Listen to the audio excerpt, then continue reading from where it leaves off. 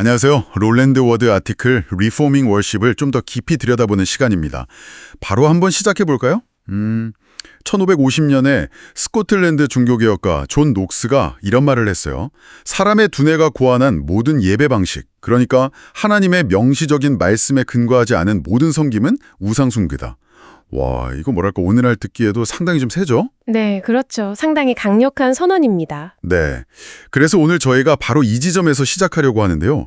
예배 개혁, 특히 장칼뱅을 중심으로 개혁주의자들이 참된 예배를 뭘로 받는지, 그리고 당시 로마 카톨릭 교회의 여러 관행들, 예를 들면 성상 사용이나 성유물 숭배 같은 거 있잖아요. 네네. 왜 그걸 그렇게 단호하게 우상숭배라고 비판했는지 그 핵심을 한번 파헤쳐보려 합니다. 저희가 주로 참고할 자료는 롤랜드 워드의 2008년 아티클 리포밍 월십입니다. 맞습니다. 오늘 저희가 살펴볼 내용은 기본적으로 개혁주의 신앙 고백, 그러니까 웨스트민스터 신앙 고백이나 하이델베르크 요리문답 같은 그런 틀 안에서 진행될 예정입니다. 그 신앙 고백적 틀 안에서 먼저 핵심 주장을 좀 살펴보고 thesis, 그 다음에 이제 성경적 역사적 증거들을 검토하고 evidence, 그리고 나서 결론을 도출하는 conclusion, 이런 방식으로요. 아, 체계적이네요. 네. 그리고 여기서 중요한 게 뭐냐면 권위의 위계인데요. 저희는 성경을 최종 권위로 삼고 그 다음이 이제 원문의 의미나 역사적 맥락, 그리고 신앙 고백의 가르침, 이런 순서로 접근할 겁니다. 그래서 오늘 목표는 왜 개혁가들이 그토록 예배의 어떤 단순성, 그리고 성경적 근거를 중요하게 여겼는지 그 신학적인 뿌리를 좀 명확하게 이해하는 데 있습니다. 아마 개혁주의 전통에 계신 분들은 그 예배의 단순함, 뭐랄까, 어떨 땐 좀 엄숙하다 못해 비어 보이는 그런 느낌에 대해 생각해 보신 적 있을 것 같아요. 아니면 역사 시간에 그 성상 파괴 운동 같은 거 들으면서 아니 대체 왜 저렇게까지 격렬하게 반응했을까 궁금하셨을 수도 있고요. 네, 오늘 그 답을 좀 같이 찾아가 보면 좋겠습니다. 네. 그러려면 먼저 역사적인 배경을 좀 짚어봐야 하는데요. 신약시대 유대교나 초기 기독교 예배의 특징 중 하나가 신상이 없었다는 점입니다. 예루살렘 성전 지성소에도 아무런 형상이 없었잖아요. 맞아요. 당시 로마 사람들 눈에는 이게 되게 이상하게 보였대요. 형상도 없이 신을 섬기니까 약간 무신론 아니냐? 이런 식으로까지 봤다고 하더라고요. 그랬겠네요, 참. 기독교도 처음에는 수십 년간 가정집에서 모이고 그랬으니까요. 아주 단순했죠. 그런데 시간이 흐르면서 조금씩 변화가 생겨요. 예를 들면 순교자나 좀 경건했던 성도들을 기리는 방식이 달라지면서 죽은 성인에게 기도하는 관습이 나타나고요. 한 3세기쯤 되면 교회 안에 종교적인 그림들이 등장하기 시작해요. 아, 그림부터요? 네, 심지어 고인의 유품, 예를 들어 머리카락 한 올 같은 거 있잖아요. 네. 그런 게 무슨 특별한 효험이나 능력이 있다고 믿어지면서 이게 소위 성유물, 숭배로 이어지기도 했습니다. 특히 그 4세기 콘스탄티누스 황제가 기독교를 공인한 이후로는요. 아무래도 과거 이교 문화의 영향 같은 게 교회 안으로 좀 더 쉽게 들어올 여지가 생겼다고 볼 수 있죠. 아, 그 성인들 있잖아요. 그 수가 늘면서 특정 직업, 활동, 지역, 심지어는 질병까지 담당하는 수호성인 개념이 등장했다는 거. 이거 정말 흥미롭던데요. 네, 맞아요. 일세공의 성인, 여행자의 성인, 두통 낫게 해주는 성인. 그 수가 10,000명이 넘는다니, 와, 정말 방대하죠.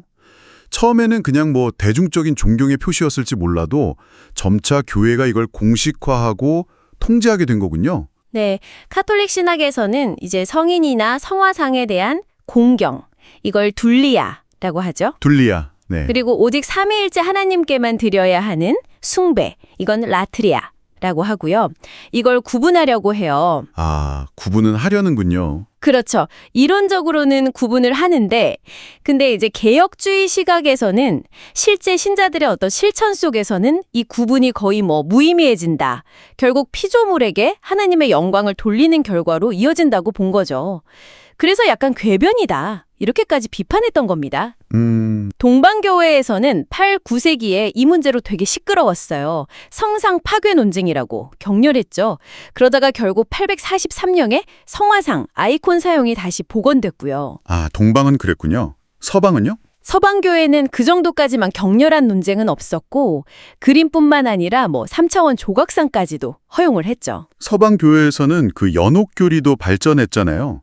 대부분 신자들이 죽으면 바로 천국 가는 게 아니라 연옥에서 정화 과정을 거쳐야 한다. 뭐 이런 믿음인데 이게 16세기 트렌트 공유회에서 공식화되었죠. 네, 맞습니다. 근데 이 연옥교리가 아까 말씀하신 성유물 이야기랑 직접 연결된다면서요? 바로 그 지점입니다. 네, 연옥에서 보내야 할 시간을 줄일 수 있다. 이른바 면벌이라는 개념이 성유물이랑 아주 밀접하게 연관이 된 거예요. 그러니까 뭐 그리스도의 십자가 조각이라든지 성모 마리아의 젖, 특정 성인의 뼈나 머리카락 이런 성유물을 보거나 만지거나 아니면 그게 보관된 장소를 순례하면 영적인 유익, 특히 연옥에서의 형벌 기간을 줄일 수 있다. 이렇게 믿게 된 거죠. 와, 지금 우리 시각으로는 뭐 유골 조각에 어떻게 영적인 시간에 영향을 주나 싶지만 당시 사람들에게는 이게 정말 실제적인 신앙의 표현이었겠네요. 그죠? 그렇죠. 뭐 영적인 불안감을 해소하고 구원의 확신을 얻으려는 그런 열망이 이런 물질적인 대상과 결합된 모습이라고 볼 수 있겠습니다. 참 복잡 미묘하네요. 그리고 또 하나, 중세 후기 카톨릭 예배의 아주 핵심적인 교리 중 하나가 바로 화채설입니다. 아, 화채설. 네, 성찬식에서 사제가 축성을 할 때 빵과 포도주의 겉모습, 그러니까 외형적 속성, 액시 던지는 그대로 있는데 그 본질, 서브스텐스가 실제로 그리스도의 몸과 피로 변한다는 교리죠. 실체 자체가 변한다. 네, 이것은 내 몸이다. 호가스 콜포스 미움. 이 예수님 말씀을 아주 문자적이면서 또 형이상학적으로 해석한 결과였어요. 1215년에 제4차 라테란 공유회에서 처음 공식적으로 언급됐고 1551년 트렌트 공유회에서 이제 확정된 카톨릭의 핵심 교리가 된 거죠. 그래서 미사 중에 그 축성된 성체, 빵 앞에서 무릎 꿇거나 깊이 절하고 또 성체를 모시고 행렬하고 이런 게 다 중요한 신앙 실천이 된 거군요. 와, 정말 물질적인 요소에 대한 강조가 대단했네요. 네, 맞습니다.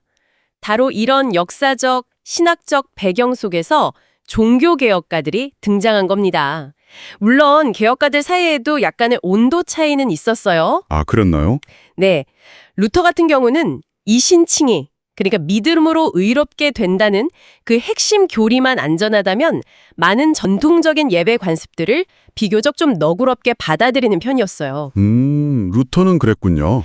그런데 취빙글리나 칼뱅 같은 인물들은 훨씬 더 근본적인 개혁을 요구했죠.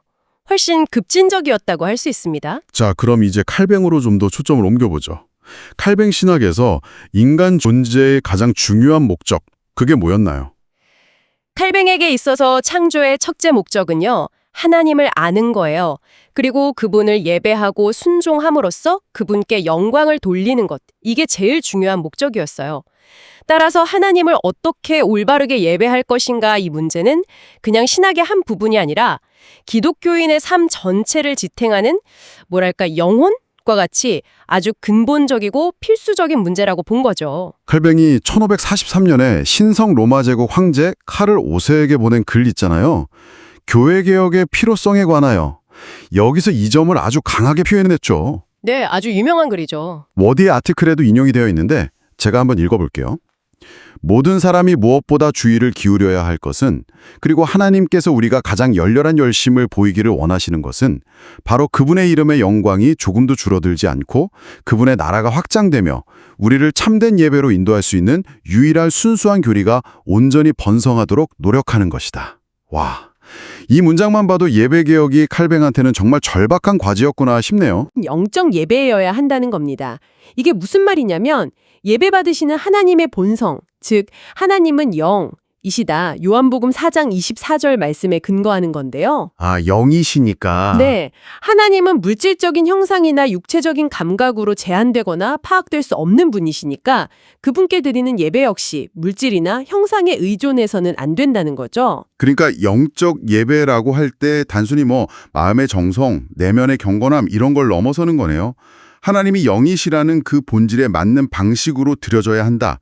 즉 물질 형체로 하나님을 가두거나 표현하려는 시도 자체를 거부하는 예배다. 이런 의미군요. 정확합니다. 예, 단순히 마음으로만의 문제가 아니라 예배의 방식 자체가 하나님의 그 비물질적이고 초월적인 본성에 부합해야 한다는 의미예요.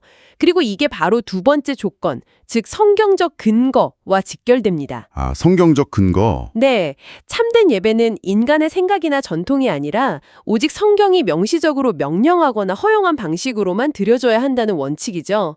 이게 보통 예배의 규정적 원리, regulative principle of worship이라고 불리는 개념의 핵심입니다. 여기서 흥미로운 점은요, 칼뱅이 이 예배 방식 문제를 단순히 형식의 문제로 보지 않았다는 거예요. 이걸 하나님이 어떤 분이신가에 대한 우리의 이해와 직접 연결시켰다는 거죠. 오, 하나님이 영이시니까 그분께 합당한 예배는 영적이어야 하고 그 영적인 예배의 구체적인 내용은 인간이 만든 게 아니라 하나님 자신이 성경을 통해 계시하신 것에 근거해야 한다. 이런 논리입니다. 이건 당연히 십계명 제2계명, 즉 어떤 형상이든 만들지 말라는 명령과 아주 깊이 관련이 있죠. 웨스트민스터 신앙고백서 21장 1항을 보면요. 하나님께 받으실 만한 예배의 방법은 그 자신이 제정하셨고 자기 자신의 계시된 의지에 의해 제한되어 있다고 명시하고 있어요. 이게 딱 그 원리죠. 네. 그리고 하이델베르크 요리문답 제96문답 역시 하나님께서는 그의 말씀에서 명령하신 것 외에 다른 방식으로는 경배받기를 원치 않으신다고 분명히 가르치고요. 칼뱅은 예술 자체를 나쁘다고 한 게 아니에요. 반면 하나님의 그 초월적인 영광을 눈에 보이는 형상으로 표현해서 예배나 경건의 대상으로 삼으려는 그 시도 자체를 거부한 겁니다. 그런데 왜 인간은 자꾸 그런 눈에 보이는 대상에 의존하려는 걸까요? 칼뱅이 인간의 마음을 우상의 공장, a variable factory of idols이라고 불렀다면서요. 이게 참 강력한 비유인데요. 네, 그렇죠. 칼뱅은 타락한 인간의 마음이 끊임없이 하나님 대신 섬길 대상을 만들어내는 경향이 있다고 봤어요. 마치 공장에 물건 찍어내듯이 말이죠. 인간은 하나님께서 자연이나 성경을 통해 자신을 계시하신 방식, 그러니까 그 영적이고 추월적인 방식을 따르기보다는 자기가 감각으로 파악하고 좀 통제할 수 있는 그런 가시적인 형상이나 물질적인 요소들을 통해서 하나님을 이해하고 섬기려는 유혹에 빠지기 쉽다는 거예요. 아, 이해가 되네요. 결국 이게 창조주 하나님을 피조물의 수준으로 끌어내리는 거고 하나님의 영광을 다른 대상에게 돌리는 행위, 즉 우상 숭배로 이어진다고 본 거죠. 그래서 칼뱅이 당시 가톨릭의 그 성유물 숭배를 그렇게 강하게 비판했군요. 1543년에 쓴 성유물 목록 인벤토리 오브 렐릭스라는 책이 베스트셀러였다고요? 내용은 뭐였어요? 말 그대로입니다. 당시 유럽 전역의 교회나 수도원에 흩어져 있던 성유물들 목록을 쫙 모아서 그 허구성을 폭로한 책이에요. 예를 들면 분명 한 명의 성인인데 여기저기 동시에 머리뼈가 있다거나 아니면 도저히 진짜일 수 없는 양의 십자가 조각들이 존재한다거나 이런 명백한 기만들을 쫙 나열한 거죠. 와, 칼뱅은 이런 물질적인 대상들이 일단 예배의 영역 안으로 들어오면 사람들이 거기에 신적인 능력이나 영적인 가치를 부여하기 시작하고 결국 하나님 대신 그 대상을 의지하게 된다고 지적한 겁니다. 칼뱅이 로마 카톨릭의 예배 관행에 대해서 이렇게 물어요. 제가 여기서 직접 인용을 좀 해보겠습니다. 네. 그들은 마치 하나님 앞에서처럼 성염을 아껴 엎드려 무릎을 꿇고 경외의 표시로 횃불과 양초를 켜고 그것들을 신뢰하며 마치 신성한 능력과 은혜를 소유한 것처럼 달려갔다. 만일 우상숭배가 하나님의 영광을 다른 이에게 넘기는 것이라면 이것이 우상숭배임을 부인할 수 있겠는가? 와, 정말 직설적이네요. 그렇죠. 아까 말씀드렸던 공경돌리아와 숭배 라트리아의 그 신학적 구분도 실제 신자들의 실천 앞에서는 그냥 무력하다. 결국 우상숭배를 정당화하는 논리에 불과하다고 본 겁니다. 화채설과 그에 따른 성체숭배 역시 마찬가지고요. 물질적인 빵과 포도주에 신적인 실제가 깃든냐고 믿고 그걸 숭배하는 행위 자체가 결국 영이신 하나님을 올바로 예배하는 걸 방해한다고 비판했죠. 그러니까 칼뱅한테는 이런 관행들이 그냥 뭐 좀 잘못된 수준이 아니라 하나님과 그분께 나아가는 길 자체를 아주 근본적으로 오해하고 왜곡한 결과로 보였다 이 말씀이시군요. 정확합니다. 네. 그래서 개혁주의 예배는 성상, 성화, 화려한 제의 이런 것들을 다 제거하고 말씀 선포와 성례 중심으로 아주 단순한 형태로 나아갔던 거고요. 비판하는 사람들은 이걸 보고 황량하다고 표현하기도 했다는데 개혁주의자들에게 이 단순함은 결핍이 아니었다는 점, 이게 중요하겠네요. 네, 아주 중요한 포인트입니다.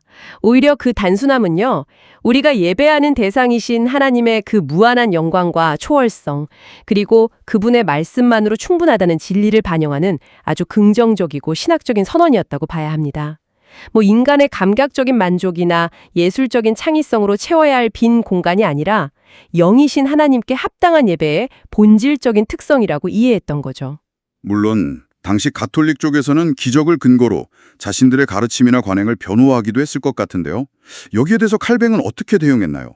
칼뱅은 참된 기적이라는 것은 최초의 복음, 즉 그리스도와 사도들의 가르침을 확증하기 위한 표식이었다고 봤어요. 그런데 개혁주의는 새로운 복음을 전하는 게 아니라 성경에 기록된 원래의 복음을 회복하는 거잖아요. 그렇죠. 회복이죠. 그러니까 이미 그리스도와 사도들이 행한 모든 기적이 개혁주의의 가르침을 지지하고 있다는 논리였어요. 반면에 로마 카톨릭이 내세우는 그 당시의 기적들은 사람들을 성경적인 참된 예배에서 멀어지게 만드는 것이기 때문에 필연적으로 거짓된 것이거나 마귀의 속임수라고 본 거죠. 아, 논리가 명확하네요. 실천적인 측면도 좀 흥미로운데요. 칼뱅이 이렇게 강하게 비판했지만 그렇다고 해서 신자들이 막 거리로 나와서 성상을 부수고 이런 과격한 행동을 지지하진 않았다는 점이요. 네, 맞아요. 오히려 사도행전 19장에서 바울이 에베소의 아데미 신상에 대해서 좀 신중하게 대처했던 예를 들었다면서요? 칼뱅은 무질서한 행동보다는 성경적이고 또 이성적인 논증을 통해서 교리와 경건의 개혁을 이루려고 했습니다. 그의 목표는 폭력이 아니라 설득이었던 거죠. 이게 당시 외적인 압력 때문에 어쩔 수 없이 로마 카톨릭 예배에 참여하거나 타협하려는 그런 유혹을 느꼈던 프로테스탄트들에게는 아주 중요한 지침이 됐어요. 네. 만약에 우상숭배적인 요소 없이 하나님을 예배하는 게 불가능한 상황이다. 그러면 차라리 망명을 선택하거나 아니면 그 공동체 안에서 조용히 다른 사람들을 자극하지 않으면서 자기 신앙 양심에 따라서 참된 방식으로 하나님을 예배하라고 가르쳤습니다. 아, 그런 실질적인 지침을 주었군요. 이런 접근 방식이 특히 프랑스 위그노들처럼 정말 극심한 박해에 직면해 있던 개혁교회 신자들이 순교 말고도 신앙을 지키면서 살아남을 수 있는 길을 열어줬다는 분석이 참 인상적이었습니다. 네, 그렇죠. 단순히 순교자가 되는 것만이 아니라 어떤 상황에서도 하나님을 올바로 예배하는 것이 인간의 제일 되는 목적이다. 이런 확신을 가지고 살아가는 신자들을 길러냈다는 평가더라고요. 네, 워드의 아티클은 이 논쟁이 그냥 과거의 유물이 아니다. 오늘날에도 여전히 중요하다. 이렇게 강조합니다. 예를 들어서 현대에도 특정 성인에 대한 기도가 예수님이나 마리아보다 더 많다거나 아니면 피나 기름을 흘린다는 성모상에 수많은 사람이 몰려드는 그런 형상들을 지적해요. 여전히 있군요. 네. 이런 현상이 좀 덜 노골적인 지역이라고 해도 여전히 성경의 가르침에서 벗어난 방식으로 하나님을 섬기려는 시도나 관행들이 존재할 수 있다고 경고합니다. 여기서 중요한 건 이런 모습들을 그냥 비웃을 게 아니라 그 안에 담긴 하나님께 대한 어떤 불명예, 또 영적인 무지를 좀 안타까워해야 한다는 거죠. 그렇다면 이 모든 역사적, 신학적 논의가 오늘을 살아가는 우리, 특히 이 방송을 듣고 계신 청취자분들에게는 어떤 의미가 있을까요? 이 논쟁의 핵심을 이해하는 것은 단순히 교회사를 공부하는 걸 넘어서는 것 같아요. 오늘날 존재하는 다양한 기독교 예배 전통들이 왜 이렇게 다른 모습들을 하고 있는지, 특히 개혁주의 예배가 강조하는 원리들, 아까 말씀드린 영적 예배, 성경적 근거, 단순성 같은 것들의 뿌리가 뭔지 이해하는 데 도움을 주죠. 더 나아가서는 우리 자신의 예배를 돌아보게 만듭니다. 무엇이 진정으로 하나님을 영화롭게 하는 예배의 본질적인 요소인가? 그리고 무엇이 그냥 인간적인 전통이나 시대적인 유행, 혹은 우리 안에 어떤 미묘한 우상숭배적인 경향성에서 비롯된 첨가물인가? 이런 것들을 분별하도록 도전하는 거죠. 그리고 워드 아티클이 마지막으로 개혁주의 전통 안에 있다고 자부하는 우리 자신에게도 좀 날카로운 질문을 던지는 것 같아요. 네, 맞아요. 우리 역시 타락한 본성을 가진 인간이니까 알게 모르게 하나님의 예배를 우리의 편이나 취향에 맞게 변질시킬 위험은 없는지 이걸 끊임없이 점검해야 한다는 거죠.